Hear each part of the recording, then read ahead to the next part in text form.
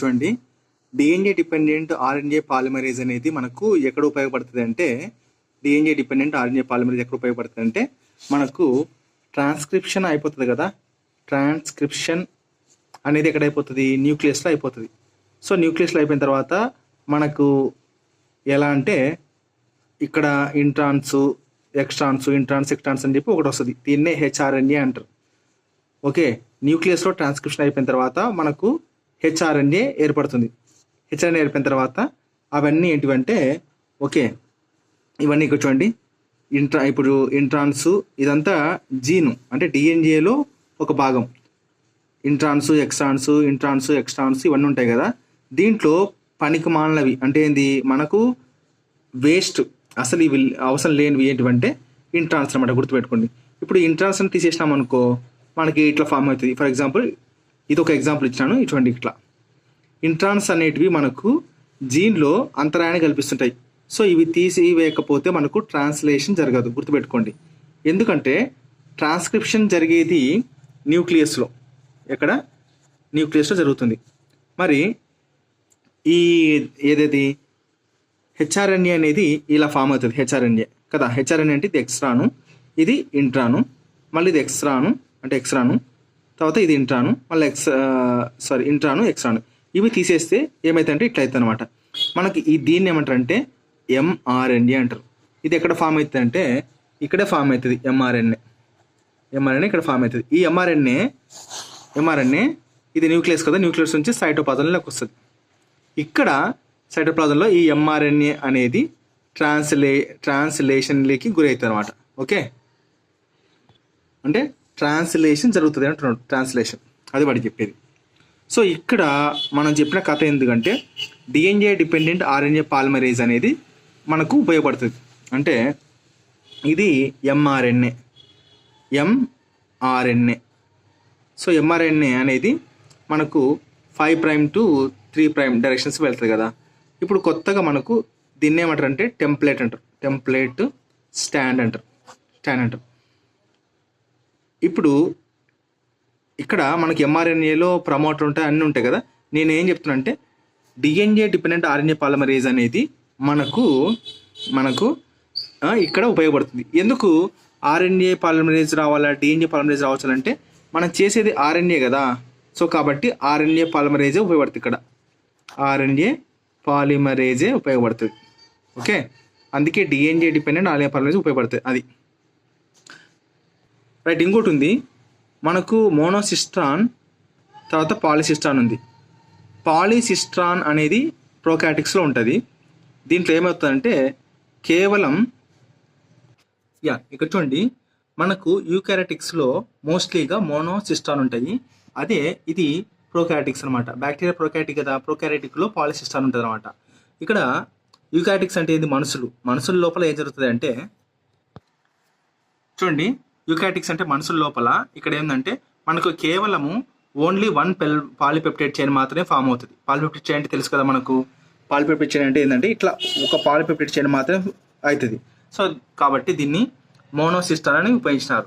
అదే ప్రోకారియోటిక్స్లో బ్యాక్టీరియా కాబట్టి ఎగ్జాంపుల్, దీంట్లో మనకు 1 పాలిపెప్టైడ్ చైన్ కంటే కూడా మోర్ దాన్ 1 పాలిపెప్టైడ్ చైన్ కంటే కూడా ఎక్కువ ఫామ్ అవుతాయి. ఇది ప్రోకారియోటిక్స్ కాబట్టి, అందుకే దీన్ని పాలిసిస్ట్రాన్ ఉపయోగించినాడు.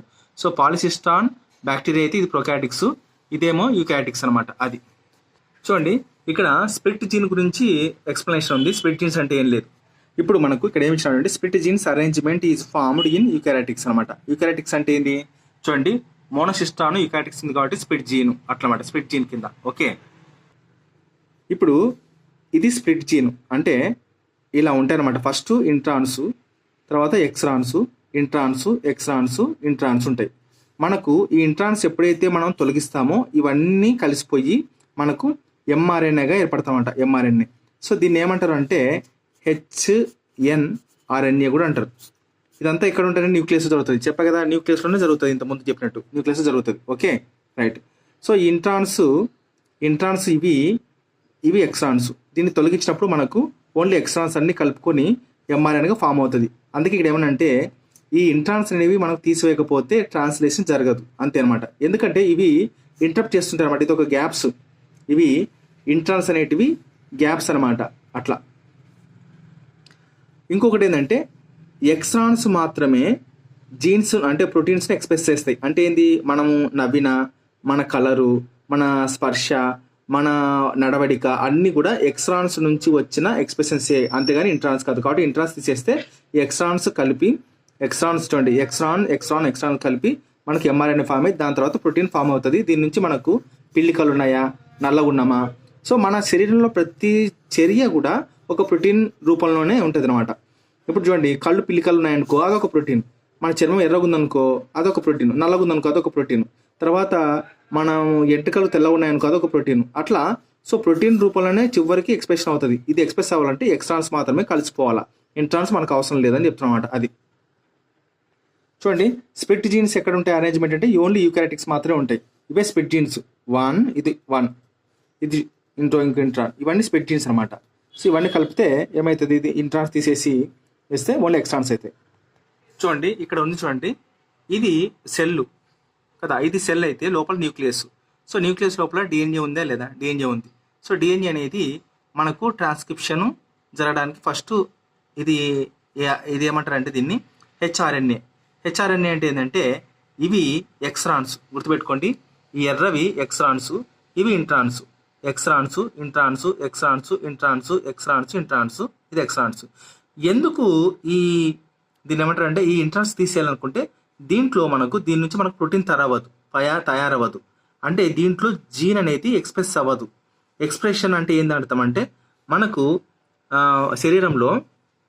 శరీరంలో ఇది ఎటువంటి పని చేయడానికి అవకాశం లేదు. ఇది ఒక వేస్ట్ ప్రోడక్ట్ మాదిరి. అంటే ఎలా చెప్పొచ్చు అంటే తెల్ల ఎంటుకలు వచ్చినా, నల్ల ఎంటుకలు వచ్చినా, లేకుంటే పిల్లికలు వచ్చినా, సో రకరకాల మనిషిలో ఉంటాయి కదా, రకరకాల అన్ని ప్రోటీన్స్ రూపంలోనే చేసిపోతుంది. కాబట్టి ఇది మాత్రమే, ఈ ఎక్స్ట్రాన్స్, ఈ ఎర్రగుంది చూసారా, ఎర్రగుంది, ఈ ఎక్స్ట్రాన్స్ మాత్రమే మనకు ఉపయోగపడుతుంది. కాబట్టి ఇవి తీసేస్తే మనకు చూడండి మొత్తం అంతా ఏర్పడింది. అంటే ఇవన్నీ ఎక్స్ట్రాన్స్ అట్లా. సో దీన్ని ఏమంటారు అంటే స్ప్లైసింగ్ అంటారు, దీన్ని స్ప్లైసింగ్. ఈ హెచ్ఆర్ఎన్ఏ చూడండి, ఇది హెచ్ఆర్ఎన్ఏ, ఓకే, ఇది హెచ్ఆర్ఎన్ఏ అని చెప్పేది. దీని నుంచి ఎంఆర్ఎన్ఏ ఫామ్ అవుతుంది. ఇదంతా ఎక్కడ అవుతుందంటే న్యూక్లియస్లో అవుతుంది, గుర్తుపెట్టుకోండి, న్యూక్లియస్లోనే. ఓకే, న్యూక్లియస్ ఉంది కదా, న్యూక్లియస్లో అవుతుంది. సో ఇప్పుడు ఈ ఎంఆర్ఎన్ఏ అనేది మనకు ట్రాన్స్లేషన్ జరగనీక న్యూక్లియస్ నుంచి సైటోప్లాజంలోకి వస్తుంది. అది చూడండి వచ్చింది ఎంఆర్ఎన్ఏ. ఇక్కడ ట్రాన్స్క్రిప్షన్ అయిపోయిన తర్వాత ట్రాన్స్లేషన్ జరుగుతుంది అనమాట. ఓకే, ట్రాన్స్లేషన్ జరుగుతుంది. ఇక్కడ తప్పుపడినట్టుంది, ట్రాన్స్లేషన్ జరిగేది, ట్రాన్స్క్రిప్షన్ కాదు. ఓకే రైట్, లాస్ట్ ప్రోటీన్ అవుతుంది. ఈడ పాయింట్ అంతర్గతం ఉండేది అంటే హెచ్ఆర్ఎన్ఏ నుంచి ఎంఆర్ఎన్ఏ ఎలా అయితే అంటే హెచ్ఆర్ఎన్ఏ అంటే ఇది అనమాట, ఎక్స్ట్రాన్ ఇంట్రాన్ ఇవంతా పోయి స్ప్లైసింగ్ జరుగుతుంది. ఎంఆర్ఎన్ఏ అవుతుంది. ఎంఆర్ఎన్ఏ అనేది ఎక్స్పోర్ట్ అవుతుంది సైటోప్లాజంలోకి. ఈ ఎంఆర్ఎన్ఏ మీద మనకు డిఎన్ఏ డిపెండెంట్ ఆర్ఎన్ఏ పాలిమరేజ్ వచ్చేసి మనకు ప్రోటీన్ తయారవుతుంది. ఇది తప్పు పక్క. ఇది జరిగేది యూకారియోటిక్స్లో. ఓకే, యూకారియోటిక్స్లో జరుగుతుంది, యూకారియోటిక్స్లో జరుగుతుంది ఇదల్లా. చూడండి ఇక్కడ విషయం చెప్తాను, మనకు యూకారియోటిక్స్లో ట్రాన్స్లేషన్ ఎలా జరుగుతుందో చెప్తాను. చూడండి, ప్రోకారియోటిక్స్ తీసుకుంటే ట్రాన్స్లేషన్ రెండు కలిపి మనకు ఇక్కడ న్యూక్లియస్ అనేది సపరేట్ లేదు, ఓన్లీ సైటోప్లాజం జరుగుతుంది. సైటోప్లాజంలో ఉందా లేదా, ఇదంతా డిఎన్ఏ కదా, ఇదంతా డిఎన్ఏనే కదా. సో మనకు ఇక్కడ ఈ డిఎన్ఏ అనేది మొత్తం సైటోప్లాజంలో ఉంటుంది. కాబట్టి ఒక్కసారి ట్రాన్స్క్రిప్షన్ జరిగింది అంటే ఇంకా ట్రాన్స్లేషన్ కూడా జరుగుతుంది. దీన్ని ఎవరు అడ్డుకోలేరని మనకు మేడం కూడా చెప్పింది అనమాట. అది అందుకే ఇక్కడ ట్రాన్స్క్రిప్షన్ అయిన తర్వాత ఎంఆర్ఎన్ఏ అనేది ఈజీగా ఫామ్ అవుతుంది. కానీ మనది అట్ట కాదు. చూడండి, ఇక్కడ యూకారియోటిక్స్లో ఎంఆర్ఎన్ఏ ఇక్కడ నుంచి మళ్ళీ కిందకు వచ్చి సైటోప్లాజంలోకి రావాలా ప్రోటీన్ మారాలంటే. అట్లా చూడండి, ప్రోకారియోటిక్స్లో సైటోప్లాజం న్యూక్లియస్ ఉండి అది ఎంఆర్ఎన్ఏగా ఫామ్ అయ్యి ఎంఆర్ఎన్ఏ నుంచి ప్రోటీన్గా అవుతారన్నమాట. ఓకే, సో ఈ ప్రోకారియోటిక్స్లో న్యూక్లియస్ ఉంటుంది కాబట్టి సైటోప్లాజంతో డిఎన్ఏ తిరుగుతుంది. ఈ డిఎన్ఏ ఏమైతే డిఎన్ఏ నుంచి దీంట్లో లోపలనే ఎంఆర్ఎన్ఏ అవుతుంది, ఎంఆర్ఎన్ఏ నుంచి ప్రోటీన్ అవుతుంది అనమాట సైటోప్లాజంలో. సో ఒక్కసారి డిఎన్ఏగా ఫామ్ అయింది, లేకుంటే ఒక్కసారి ట్రాన్స్క్రిప్షన్ స్టార్ట్ అయిందంటే ట్రాన్స్లేషన్ కానీ ప్రోటీన్ కానీ తొందర అయిపోతుంది. దేంట్లో అంటే ప్రోకారియోటిక్స్లో. ఓకే, అది. కానీ యూకారియోటిక్స్లో అట్లా కాదు. ఓకే, ఎలా అవుతుంది అంటే యూకారియోటిక్స్లో న్యూక్లియస్లో మాత్రం డిఎన్ఏ నుంచి హెచ్ఆర్ఎన్ఏ ఫామ్ అయిపోయి తర్వాత ఇంట్రాన్సెక్షన్ పోయి ఎంఆర్ఎన్ఏ అవుతుంది. ఎంఆర్ఎన్ఏ అనేది సైటోప్లాజంలోకి ట్రాన్స్ఫర్ అయిపోయి ఇక్కడ మనకు ట్రాన్స్లేషన్ జరుగుతుంది, ఇక్కడ ట్రాన్స్క్రిప్షన్ జరుగుతుంది. అది అంత ప్రాసెస్ అనమాట.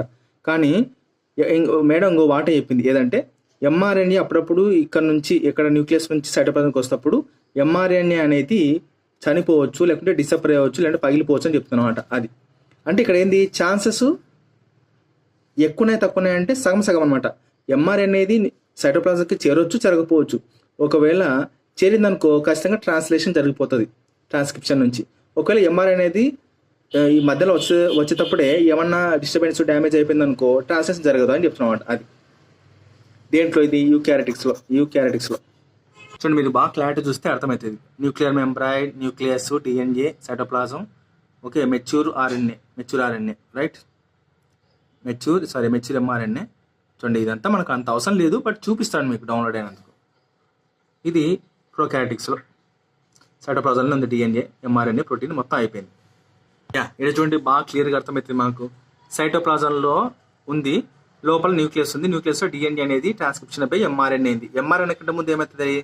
ఎంఆర్ఎన్ఏ కంటే ముందు ఒక ప్రాసెస్ ఉంది ఇక్కడ. ఓకే, ఎంఆర్ఎన్ఏ కంటే ముందు ఏంటంటే చూడండి మీకు చెప్తాను. ఎంఆర్ఎన్ఏ కంటే ముందు ఏంటంటే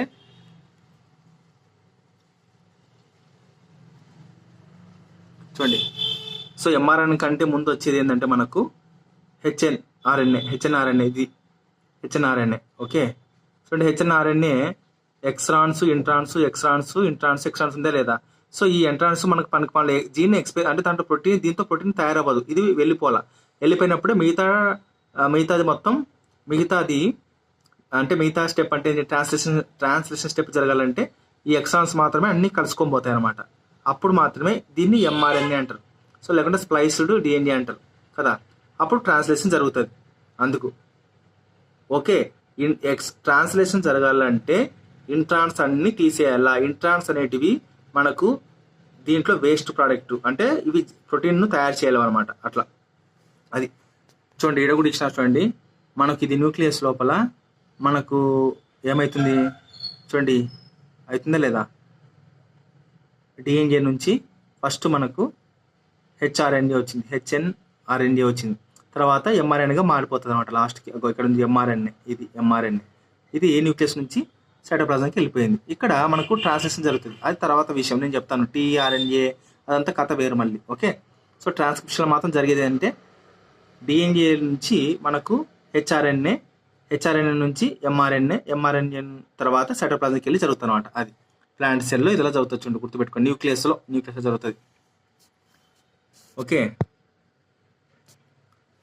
ఇక్కడ మీకు ఉపయోగపడేది ఏంటంటే డిఎన్ఏ డిపెండెంట్ పాలిమరేజా, డిఎన్ఏ డిపెండెంట్ ఆర్ఎన్ఏ పాలిమరేజా అంటే డిఎన్ఏ డిపెండెంట్ ఆర్ఎన్ఏ పాలిమరేజ్ అన్నాడు. ఎందుకంటే డిఎన్ఏ డిపెండెంట్ ఆర్ఎన్ఏ పాలిమరేజ్ ఎందుకంటే ఇక్కడ ఆర్ఎన్ఏ కదా ఫామ్ అయ్యేది, కాబట్టి డిఎన్ఏ డిపెండెంట్ ఆర్ఎన్ఏ పాలిమరేజ్ అనమాట. ఓకే, ఫామ్ అయ్యేది. So nucleus, DNA, transcription, mRNA నుంచి ఇక్కడికి వస్తుంది, ట్రాన్స్లేషన్ జరుగుతుంది. చూడండి ఇక్కడ అయిపోతుందా లేదా? ఎంఆర్ఎన్ఏ ప్రోటీన్కి ఫామ్ అవుతుంది అనమాట. రైట్, చూడండి ఈ పిక్చర్ని కూడా మీరు బాగా గమనిస్తే, ఓకే చూడండి పిక్చర్ని బాగా గమనిస్తే ఇది ప్రమోటరు, ఇక్కడ 5' దగ్గర యూటీఆర్, ఓకే స్టార్టింగ్ కదా, ఇదెல்லாம் ఉంది కదా, బాగా గమనించండి. మనం డిస్కస్ చేసేది ఇదంతా తెల్లవన్నీ వెళ్ళిపోయి మనకి ఎక్సాన్ ఫామ్ అవుతుంది. సో ఈ ఎక్సాన్ అనేది చెప్పా కదా, ఈ భాగం మాత్రమే మన ప్రోటీన్ ఏర్పడడానికి ఉపయోగపడుతుంది. కాబట్టి అది మనకు 5 క్యాప్ మేడం చెప్పింది, క్యాపింగ్, టైలింగ్ అని చెప్పేసి ఇక్కడ అనమాట. సో గుర్తుపెట్టుకోండి, ఇంకో పదం ఏంటంటే ఇంట్రాన్స్ అన్ని వెళ్ళిపోతే ఎక్స్ట్రాన్స్ అన్ని మిగులుతాయి చూసా, దీన్ని మెచ్యూర్ ఆర్ఎన్ఏ అంటారు. ఏమంటారు? మెచ్యూర్ ఆర్ఎన్ఏ అంటారు ట్రాన్స్లేషన్లో. సో ఈ ప్రాసెస్ అంతా ఏంటంటే పోస్ట్ ట్రాన్స్క్రిప్షన్ మోడిఫికేషన్ అనమాట. ఒకసారి ట్రాన్స్క్రిప్షన్ అయిపోయిన తర్వాత, పోస్ట్ అంటే ఏంది? ట్రాన్స్క్రిప్షన్ అయిపోయిన తర్వాత అయ్యే మార్పులు అన్నీ ఇవన్నీ. అది వెరీ ఇంపార్టెంట్ అండి. రైట్, ఇది కూడా మేడం చెప్పింది క్లాస్లో. ఈ ఫస్ట్ పార్ట్ని ఏమంటారంటే ప్రమోటర్, రెండో పార్ట్ని ట్రాన్స్క్రిప్షన్ ఇనిషియేషన్. ఇక్కడ తర్వాత ఇక్కడ మనకు ఇది కూడా చెప్పింది మేడం, 5' దగ్గర అప్ స్ట్రీమ్ అన్ట్రాన్స్లేటెడ్ రీజన్ ఉంటుంది. అంటే ఏంది? ఇట్లా వెళ్తుంది అనమాట, అది ఇట్లా వెళ్తుంది. Right, okay. తర్వాత ట్రాన్స్లేషన్, 4th ఏమో ట్రాన్స్లేషన్ కోడాన్, 5th ఏమో protein coding sequence, 6th translation stop codon, 6th. తర్వాత 3 దగ్గర కూడా మనకు డౌన్ స్ట్రీమ్ అంటే ఇట్లా వస్తుంది అనమాట, ఇది ఇట్లా వస్తుంది, ఇట్లా. ఓకే, ఇట్లా డౌన్ స్ట్రీమింగ్ అంటే కిందికి. 8th terminator. ఇది మేడం చెప్పింది క్లాస్లో. రైట్, ఇది కూడా చూడండి చెప్పేసింది మేడం. మనకు ఇది ఉంది చూసారా ఇనిషియేషన్లో డిఎన్జే, అది చూడండి మనకు డిఎన్జేలో ఆర్ఎన్ఏ పాలిమరేజ్ మాత్రమే ఉపయోగిస్తుంది. ఇక్కడ ఏంటంటే సిగ్మా ఫ్యాక్టరు ఉపయోగిస్తారు. తర్వాత వచ్చేసి స్టాప్ సీక్వెన్స్ ఆర్ఎన్ఏ బయటకు వస్తుంది. ఇదంతా ఇనిషియేషన్, ఎలాంగేషన్, ఇది టర్మినేషన్, ఇది ఎలాంగేషను, ఇది ఇనిషియేషన్, ఇది ఎలాంగేషను, ఇది టర్మినేషన్ కాడ కూడా ఇంకో ఫ్యాక్టర్ వస్తుంది అనమాట.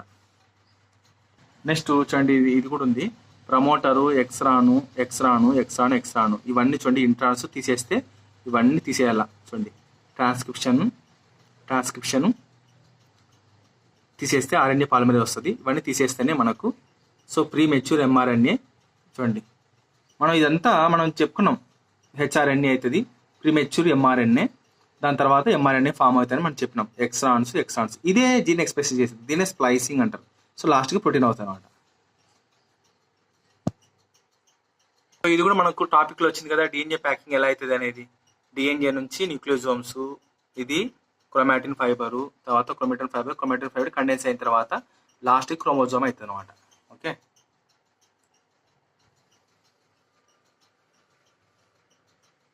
చూడండి నేను ఇప్పుడు ఇవన్నీ రికార్డ్ చేసేదంటే చాప్టర్లో మెయిన్ వొకాబులరీ వర్డ్ అనమాట. ఇవి గుర్తుంటేనే మనకు అన్ని గుర్తొస్తాయి, లేకుంటే చాప్టర్ మొత్తం అర్థం కాదు.